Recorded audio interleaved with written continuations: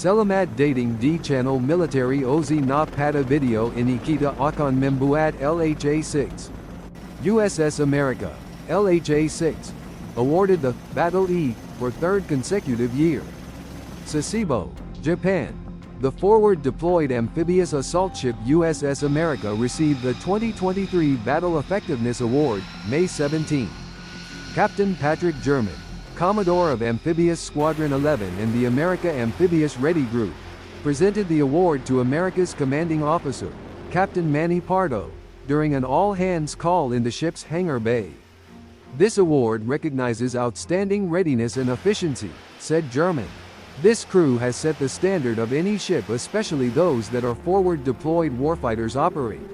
Your attention to detail and willingness to apply hard work, diligence and long hours every day has not gone unnoticed. I am personally very proud of you, and you should all be incredibly proud of yourselves. The Battle Effectiveness Award, colloquially known as the Battle E, recognizes sustained superior performance in critical mission areas including maritime warfare, material readiness, medical and damage control readiness, engineering, communications, information warfare, logistics, and safety. This is the third consecutive year that America has won the award. America is a team of teams, and I believe that our success is attributed to each and every sailor's commitment to taking care of each other, said Pardo. No one does this job for awards or personal recognition.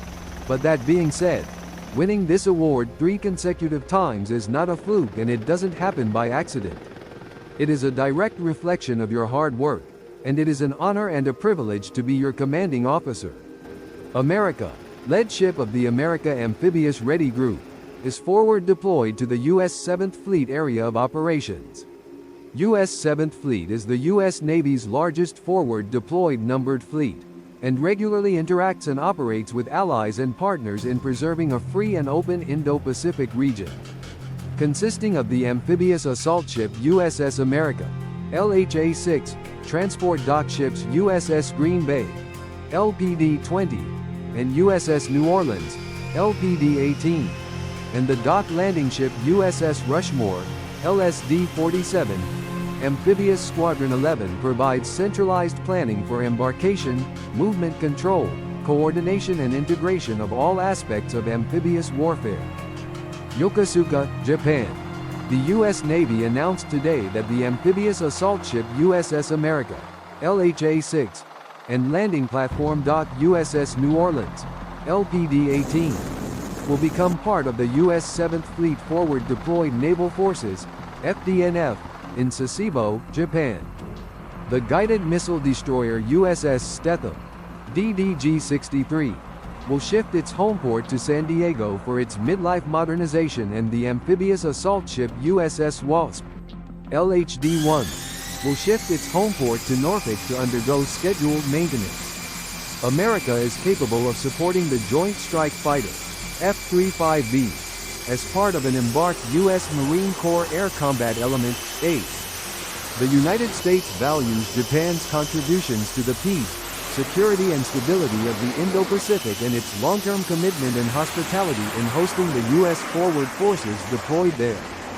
These forces, along with their counterparts in the Japan Self-Defense Forces, make up the core capabilities needed by the alliance to meet our common strategic objectives. The security environment in the Indo-Pacific requires that the U.S. Navy station the most capable ships forward. This posture allows the most rapid response times possible for maritime and joint forces, and brings our most capable ships with the greatest amount of striking power and operational capability to bear in the timeliest manner. Maintaining an FDNF capability supports the United States' commitment to the defense of Japan and the security and stability of the vital Indo-Pacific region. America will provide the Marine Corps with a means of combat operations using the newest technologically advanced aircraft Joint Strike Fighter, the F-35B Lightning II. New Orleans is capable of ship-to-shore movement by tilt rotor and helicopter. In addition to combat operations, both ships can conduct humanitarian assistance operations. Maintaining the most advanced ships is vital to support the United States' commitment to the security, stability and prosperity of the Indo-Pacific region. following last year's turmoil. SECNAV says Navy should have purchased amphibious sooner. Navy Secretary Carlos Del Toro defended the service's plans to pause amphib shipbuilding during last year's budget cycle, despite fierce congressional backlash. Modern-day Marine 2024. Following a year of tumult between the Navy, Marine Corps, broader Pentagon and numerous lawmakers over a proposed pause in amphibious shipbuilding, the service secretary today told a congressional committee the Pentagon should have been replacing its amphibious fleet sooner. "There's no question in my mind that we should have purchased more amphibious ships earlier," Navy Secretary Carlos Del Toro told the House Armed Services Committee this morning during a hearing to review the service's fiscal year 2025 budget request. His comment was in response to a question from Chairman Representative Mike Rogers, R.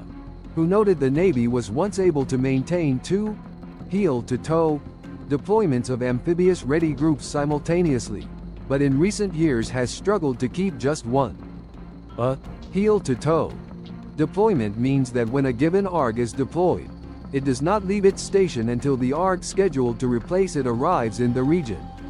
Since 2017-2018, we've unquestionably been challenged by maintenance problems with our amphibious ships, Del Toro said.